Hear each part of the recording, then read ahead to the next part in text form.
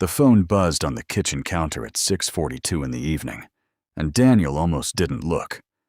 He was drying a pan, the water still running, and if he'd waited 30 seconds, if he'd finished the dish first, the way he always did, he might never have seen it. But he set the pan down and wiped his hands on the towel hanging from the oven door, and he picked it up because that was what you did now, wasn't it? You looked at the phone. Everyone did. It was Carol's phone, not his. She'd left it charging by the toaster while she ran to the store for something. He couldn't remember what. Milk, maybe. A message had come through on the screen, bright against the lock display, and he read it before he understood that he shouldn't have. Thinking about Thursday. Can't stop. The name above it was one he knew. Mark, her friend from college, the one she'd started talking to again last spring after some class reunion group formed online. She'd mentioned him a handful of times. Breezy, offhand. Mark says hello. Mark's going through a divorce, poor guy. Mark remembered my birthday, isn't that sweet? Daniel stood very still. He told himself there could be an explanation. There was always supposed to be an explanation, wasn't there, in the stories people told themselves in the moment before they knew for certain. He set the phone down exactly where it had been. He finished drying the pan. His hands did this without him.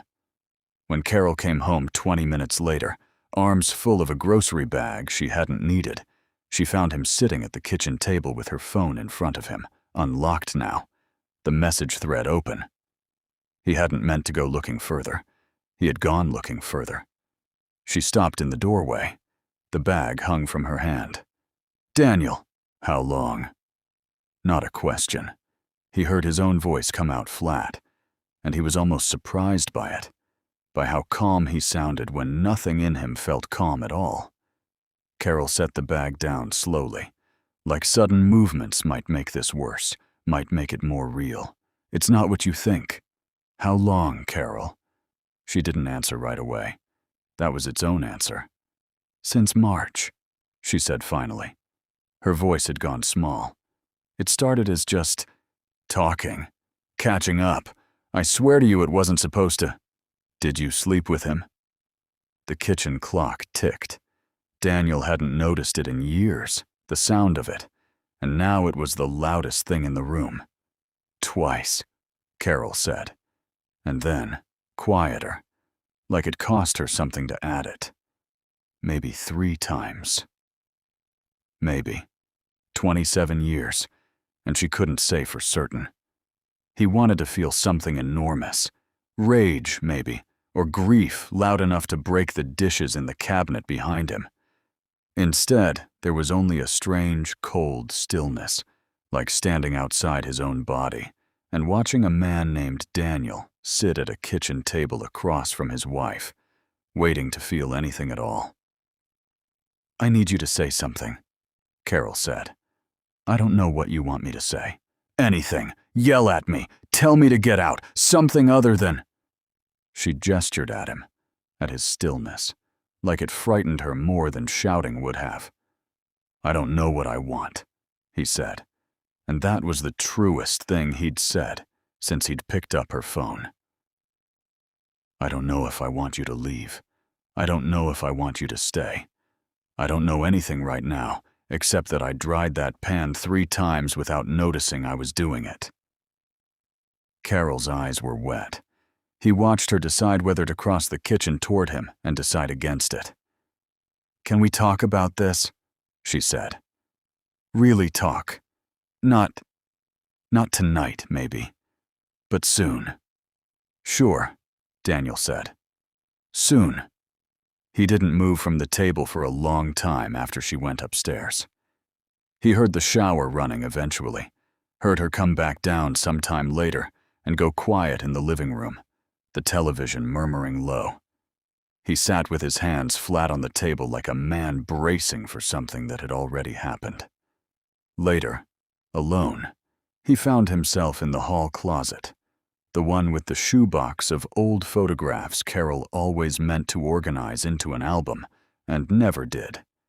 He didn't know why he wanted them tonight of all nights. Maybe because everything certain in his life had come loose at once, and he wanted to hold something that had once felt solid.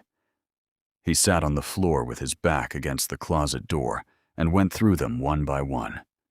Their wedding. Carol in her mother's veil, 29 and laughing at something out of frame. A trip to the lake house they'd sold years ago. Carol's father's second wedding. That one stopped him. Everyone was there. Carol, younger, radiant in blue. Her father, beaming, tie slightly crooked the way it always was. And beside Daniel in the photo, smiling that easy, warm smile she'd always had, stood Renee. He remembered the day. Renee had married into the family a little over a decade ago now, and she'd been kind to him from the start, in a way that had nothing to do with obligation. She used to tease him about his cooking. She'd sat with him at the hospital the year his mother was dying, when Carol had a work trip she couldn't move, and everyone else had somewhere else to be. He hadn't thought of that in years. In the photo, her hand rested lightly on his arm, the way it did in half the pictures from that whole decade. A small, unremarkable gesture, the kind you don't notice until you're looking for something to notice. Daniel sat there a long time with the photograph in his hand, the house quiet around him, the television still murmuring somewhere far away, and he didn't know why looking at it made something in his chest loosen just slightly, the way pain sometimes eases when you finally shift your weight off the place that hurts. He didn't know that in 3 weeks, at a gathering to remember the man in that photograph, he would see her again. He only knew that for the first time all night, sitting on the closet floor with a decade-old photograph in his hands, he had stopped feeling numb. Grief has its own gravity. It pulls people into the same rooms whether they're ready to be there or not. And 3 weeks after the night with the phone and the photograph, Daniel found himself standing in the entryway of a house that used to belong to Carol's father, holding a casserole dish he hadn't wanted to bring. The old man had gone quietly in his sleep, which everyone kept saying like it was a mercy. And maybe it was. 91 years old, and married to Renee for the last 20 of them. The second act nobody had expected him to get, and one he'd seemed grateful for every day Daniel had ever seen them together. The house was full of the particular hush of a memorial gathering. Low voices, careful laughter that felt permitted rather than natural, the smell of coffee brewing, and casserole dishes warming in an oven that had cooked 1,000 family dinners. Carol moved through the rooms accepting condolences with a composure Daniel recognized as practiced now, in a way he hadn't before. She was good at performing steady. He wondered, not unkindly, what that meant about the last 5 months. They hadn't resolved anything. That was the truth underneath the truce they'd built to get through today. A fragile, unspoken agreement to hold the marriage's wreckage at arm's length until the funeral was behind them. Carol had stopped texting Mark, she said. Daniel didn't know if he believed her. He didn't know if it mattered yet. He found himself in the kitchen because the kitchen was where he always ended up at these things, needing something to do with his hands. He was rinsing a coffee pot that didn't need rinsing when Renee came in. She looked older than the wedding photograph, of course. It had been over a decade, but the years suited her in a way Daniel found himself noticing, and then feeling strange for noticing. Her hair had gone mostly silver. She wore black, simple, and moved like a woman who'd had practice now at burying people she loved. "You don't have to do that," she said, nodding at the coffee pot. "There's a boy from the church hired for cleanup." "Gives me something to do with my hands," Daniel admitted. Renee almost smiled. "I understand that, better than you'd think." She reached past him for a stack of mugs on the shelf, and for a moment they worked in a kind of easy silence, the way people who've known each other a long time sometimes fall into without needing to fill it. It was the first quiet he'd felt all day, "How are you holding up?" he asked. "Really, not the version you're giving everyone in the other room." Something in her expression shifted. Surprise, maybe, at being asked plainly. "Some hours I'm fine. Some hours I go into the pantry and just stand there for a minute because I don't know what else to do with myself." She set the mugs down. "He was the best thing that happened to me in the second half of my life. I wasn't looking for that, you know. Wasn't looking for any of it." "I don't think anyone's ever looking when it matters most," Daniel said, and heard the strange weight in his own voice before he understood why he'd said it. Renee looked at him a moment longer than the conversation required. "You seem tired, Daniel, more than today would explain." He hadn't planned to say anything. He'd told no one. Not his brother, not his oldest friend from work. No one. But something about the kitchen, about the day, about the particular exhaustion of holding a face together for 6 hours straight, loosened something in him. "Carol and I are going through something," he said. "I don't really know how to talk about it yet." Renee didn't press. She just leaned back against the counter and waited, the way some people know how to wait, without making you feel rushed toward the words. "She had an affair," Daniel said finally. Saying it out loud for the first time felt like setting something down he'd been carrying wrong. "Found out 3 weeks ago. I don't know what we're doing, honestly. Getting through today, I suppose, and figuring out the rest after." Renee was quiet for a moment. "I'm sorry," she said, and it didn't sound like the reflexive sorry people offer at funerals. It sounded like she meant it specifically, for him. "I shouldn't have told you that. Not today, of all days." "Daniel," her voice was gentle but firm, "today of all days is exactly when the truth tends to come out. Grief doesn't leave much room for pretending." He looked at her properly then, really looked, the way he hadn't in years, past the familiar shape of a woman who'd simply always been there at the edges of his family, steady and warm and easy to underestimate precisely because she never asked for attention. "Can I tell you something?" she said, "and you don't have to do anything with it. Today's made me think about what people leave unsaid." Something in Daniel went still. The same stillness he'd felt at the kitchen table 3 weeks ago, watching Carol not quite look at him. "You can tell me anything," he said. From the next room, Carol's voice rose slightly, thanking someone for coming, and the sound of it seemed to come from very far away. Renee opened her mouth to speak. Then, behind them, the swinging door pushed open, and one of Carol's cousins came in asking about more coffee, and the moment folded itself closed as quickly as it had opened. Renee's eyes held his for one more second. "Later," she said quietly, just to him. "There's time." Daniel didn't know, standing there with a coffee pot he'd already rinsed twice, whether he wanted there to be time or not. The gathering thinned out by early evening, the way these things do. A slow bleed of casseroles wrapped in foil and taken home, hands shaken, promises made to call more often that everyone understood would mostly go unkept. Carol was upstairs with her aunt, sorting through her father's closet, a task that had apparently needed doing today of all days, though Daniel suspected it was really just somewhere for Carol to be that wasn't near him. He found himself on the back porch with 2 mugs of the coffee nobody wanted anymore, and Renee joined him without being asked, taking the second mug like it had always been meant for her. The evening had gone the color of a bruise, purple and gold at the edges. Neither of them said anything for a while. Somewhere down the block, a dog barked twice and went quiet. "You said there was time," Daniel said finally. "Earlier." Renee wrapped both hands around her mug. "I did say that. You don't have to tell me anything if today's not the day for it."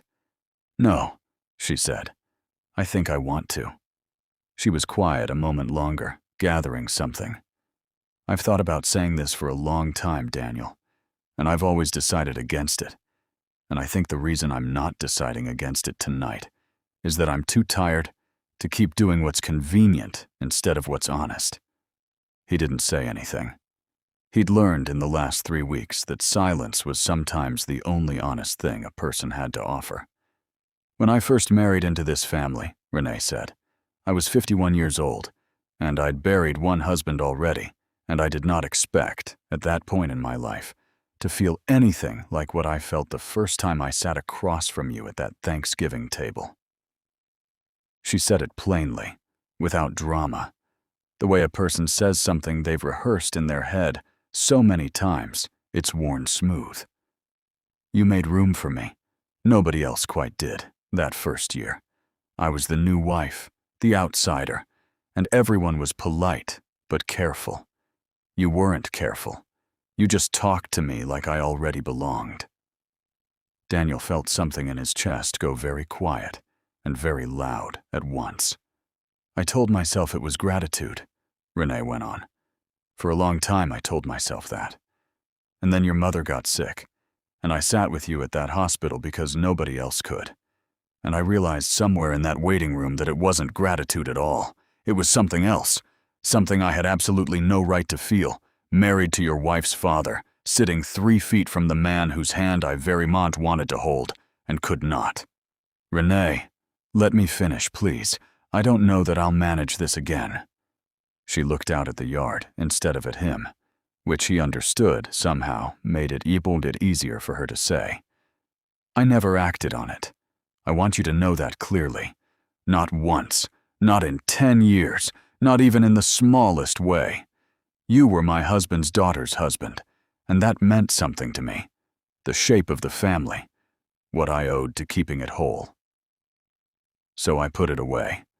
I got very good at putting it away, actually. I told myself it would fade, the way these things are supposed to. Did it? No, Renee said simply. It didn't fade. It just got quieter. Easier to carry once I stopped fighting it, and just let it be a true thing about myself that I never intended to do anything with. Daniel set his mug down on the porch rail because his hand had started to feel unsteady around it. I'm only telling you now, Renee said, because he's gone, and because you told me what happened with Carol, and because I am so very tired of carrying things quietly while everyone around me pretends the quiet is peace. I don't want anything from you, Daniel. I need you to hear that. I'm not saying this to open a door.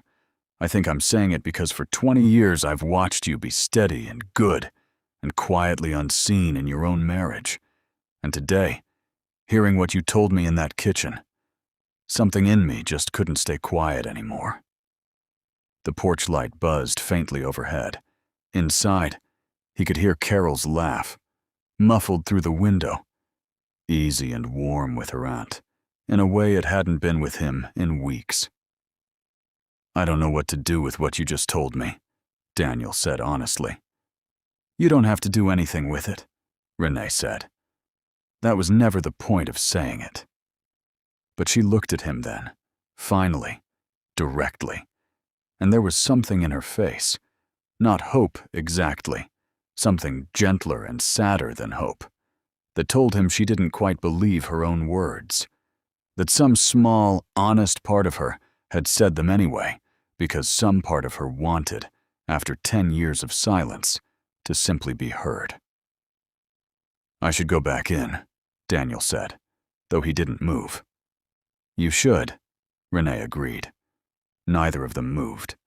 The dog down the block barked again, and this time nothing answered it, and they sat there together on the porch in the last of the light. 2 people who had each just told the other something true. Neither of them certain yet what it would cost. 9 days passed before Daniel saw her again, and he told himself, more than once during those 9 days, that he wouldn't. It was Carol's idea, in the end, an odd twist he turned over more than once. Renee had mentioned needing help sorting her late husband's workshop, the garage full of tools and half-finished projects nobody had the heart to touch yet, And Carol, still trying so visibly to be good, to be helpful, to earn something back, had said, "Daniel's handy. He could go help her one weekend." As if offering him up were its own kind of apology. He almost said no. He said yes instead, and didn't examine too closely why. The garage smelled like sawdust and motor oil. Familiar smells. A dead man's whole quiet life organized onto pegboard. Renee stood at the far end in old jeans and one of her husband's flannel shirts, sleeves rolled, going through a box of drill bits like she was looking for something specific and not finding it.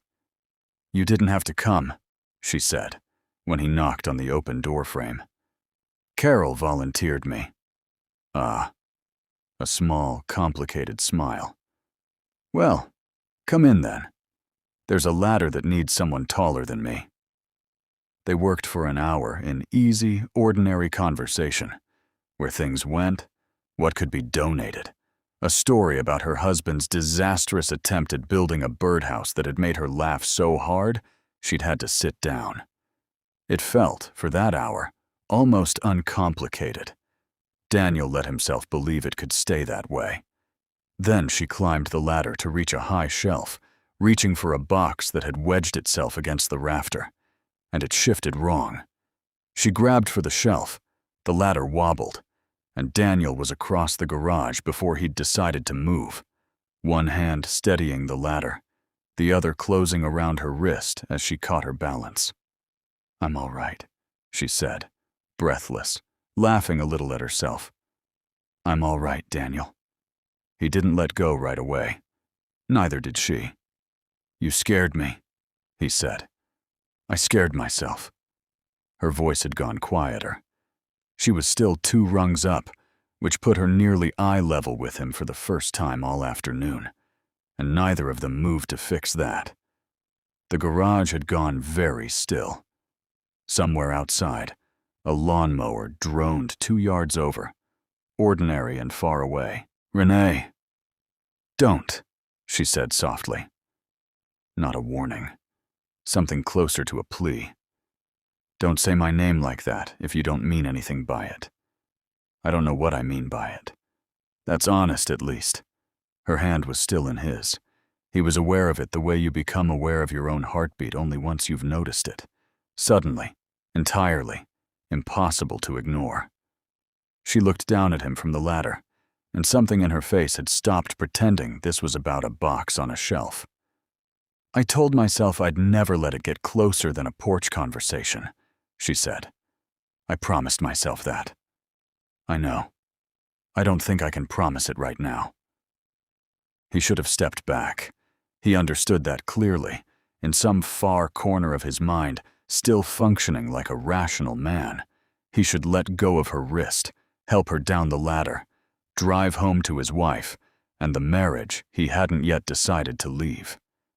Instead, he found himself reaching up, steadying her other hand as she stepped down. And she didn't step back once her feet found the floor. She stayed close, closer than the moment required, close enough that he could see her breath catch, could see her decide something, and then, a heartbeat later, decided again. "Renee." "Say it like that again," she whispered, "and I won't be responsible for what happens." He said it again. What happened next happened slowly, and then all at once, her hand finding his chest, not pushing away, his own hand rising to her face before he'd given it permission to, the space between them closing the way. A held breath finally releases. The kiss, when it came, was brief, a moment more than a decision, warm and startled, and over almost as soon as it began. Both of them pulling back at nearly the same instant like 2 people waking from the same dream. Daniel stepped back first. His hand was shaking. He started. "Don't," Renee said again, gentler this time, and pressed her fingers briefly to her own mouth like she was trying to hold something in place. Her eyes were wet. "Don't say anything yet. Please." The garage was very quiet. Somewhere far off, the lawnmower had stopped.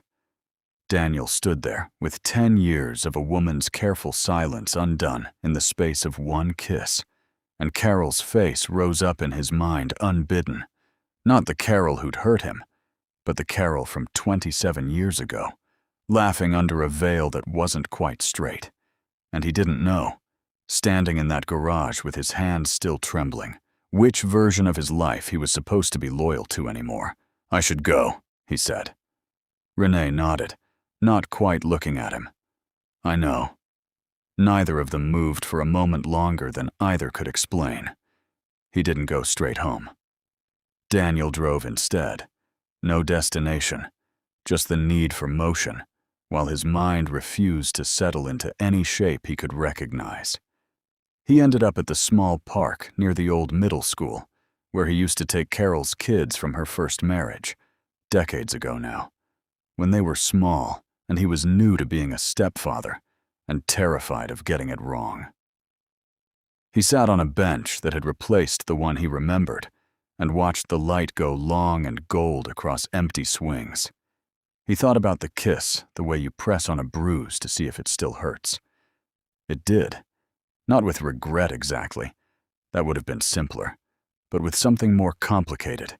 A kind of vertigo. Like a door he hadn't known was in the house had swung open onto a room he'd never let himself imagine. "I don't want anything from you," Renee had said, on the porch. And he believed she'd meant it. Then. He wasn't certain either of them meant it now. His phone buzzed. Not Carol. "Renee, I'm sorry. That shouldn't have happened, or I shouldn't have let it. Or, I don't know which sentence is true. Can we talk?" He typed 3 different replies and deleted all of them before he finally wrote, "Tomorrow, I need to think." He didn't sleep much that night. Carol, beside him, seemed not to notice, or noticed and didn't ask, which had become its own kind of language between them lately, the things neither of them reached for anymore. He met Renee 2 days later, not at her house, at a diner off the highway where neither of them was likely to see anyone they knew. She looked like she hadn't slept well either. They sat across from each other with coffee. Neither of them drank. "I keep waiting to feel guilty in the simple way," Renee said finally. "The way you're supposed to feel. And instead, I mostly just feel relieved, which frightens me more than guilt would." Relieved? 10 years of not saying it, Daniel. Of watching you be married to someone who wasn't looking at what she had. And now I've said it, and something in me finally exhaled. And I don't know what to do with the fact that the exhaling felt like the truest thing I've done in a decade. Daniel turned his coffee cup slowly on its saucer. "I don't know what I feel. That's the honest answer. I felt something in that garage I haven't felt in years. And I don't know if it was about you specifically, or about being wanted by someone after months of feeling like an afterthought in my own house." Renee didn't flinch from that. "That's fair. That's worth sitting with." "What do you want, Renee? Really? Not what you think you're allowed to want." She was quiet a long moment, turning the question over honestly instead of reaching for the easy answer. "I want to be chosen," she said finally. "I think that's the truth under everything else. Not because it has to be you. I'm not asking you to leave your marriage for me." "Daniel, I want to be very clear about that. I've had a full, good love already, and I know how rare it is, and I won't spend what's left of my life chasing the shadow of something with a married man." Her voice caught slightly. "But I needed you to know I saw you. That's all this ever really was, I think. Not a plan, just being seen, finally, out loud." Daniel felt something in his chest loosen, painfully, like a knot pulled the wrong way before it comes free. "What do you want?" she asked him back. "Not from me. From your life." The question sat between them, larger than the diner, larger than the moment. "I think," Daniel said slowly, working it out as he spoke. I want to go home and tell my wife something true, for the first time in months. I don't know yet if that means staying or leaving, but I know it doesn't start with you and me, Renee. Whatever this was, and I don't think either of us is going to pretend it was nothing. It showed me something I needed to see, just not the thing either of us maybe wanted it to show. Renee's eyes were wet again, but she was nodding, and there was something like relief in it now, instead of only sorrow. Then go home, she said quietly. Go find out what you're made of, Daniel. I hope it's something good. He reached across the table, briefly, and took her hand, not the way he had in the garage, but simply, like closing a door gently instead of slamming it. Thank you, he said, for 10 years of not saying it, and for finally saying it anyway. Go, she said again, softer, and this time it wasn't an invitation to anything but the rest of his life. He drove home with the windows down, the evening air loud and ordinary and real, rehearsing in his head, over and over, the conversation he now understood he'd been avoiding with his wife for far longer than 5 months. Carol was in the kitchen when he got home, standing at the counter not really doing anything, just standing there, the way people do when they're waiting for something without knowing quite what. You've been gone a long time, she said. Not an accusation, just an observation. Careful, the way she'd learned to be careful with him these last weeks. I know. Sit down with me. Please. Something in his voice must have told her this was different from the careful non-conversations they'd been having, because she sat without arguing, hands folded on the table between them, like she was bracing for whatever came next. I'm not going to tell you everything that happened the last few weeks, Daniel said slowly. Not all of it is mine to tell, and some of it doesn't matter as much as I thought it did an hour ago. But I need to tell you what I've figured out, because I think I've been almost as dishonest with you these last few weeks as you were with me before that. Carol's eyes searched his face. Dishonest how? I've been punishing you with silence, he said, making you guess what I want, what I feel, whether we're staying together, making you earn my forgiveness, one small kindness at a time without ever telling you what forgiveness would actually look like. That's not fair. It's not honest. And I think somewhere in the last month, I let someone else be the person I was honest with, instead of you. He watched that land, watched Carol's face go through surprise, then something more complicated, something that wasn't quite hurt, and wasn't quite understanding yet either. Nothing happened that I need you to forgive in the way you're probably imagining, he said carefully.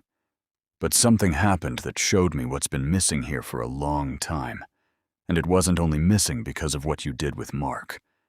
I let myself become invisible in this marriage years before you ever looked for something outside it. I stopped saying what I needed. I got comfortable being steady and quiet and easy, and I think somewhere along the way, you stopped seeing me because I stopped giving you anything to see. Carol's eyes were wet now. Daniel, I'm not saying it to excuse what you did. What you did, you did. But I don't think either of us gets to fix this marriage by only talking about your mistake. I think we have to talk about the 10 years before it, too. The ones where we both went quiet in our own ways. The kitchen was silent except for the clock, the same clock that had ticked so loudly the night he found the message on her phone. It didn't feel deafening now. It just felt like a clock.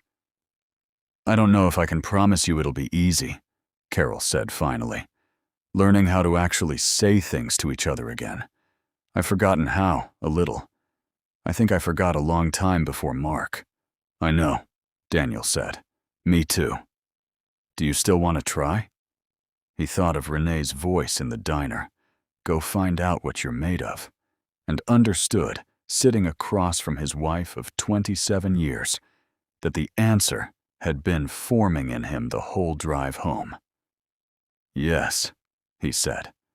Not because it's easy, and not because I've forgiven everything yet, but because I think I finally know what I'd be trying for. I don't think I knew that a month ago. Carol reached across the table, the way Renee had reached for his hand in the diner, though he didn't say that part out loud, and probably never would. Carol's hand closed over his, tentative, asking permission rather than assuming it. Then let's try, she said. Really try, not the version we've been doing. Not that version, he agreed. Outside, the evening had gone fully dark, the kind of dark that comes gently in early autumn, unhurried. Somewhere across town, in a house that had gone quiet in a different way, Renee sat alone with a cup of tea going cold and a decade of silence, finally, painfully, mercifully, spoken, and found, to her own surprise, that she felt lighter than she had in years, even without anything to show for it, Bayo. But the truth, Daniel didn't know, that evening, exactly what the months ahead would ask of him and Carol. The slow, unglamorous work of two people relearning how to be honest with each other after years of comfortable silence. He only knew, sitting at that kitchen table with his wife's hand in his, that for the first time since the night the phone had buzzed on the counter, he wasn't numb anymore. He was afraid, and he was hopeful, and both of those things, he understood now, were simply what it felt like to be paying attention to your own life again.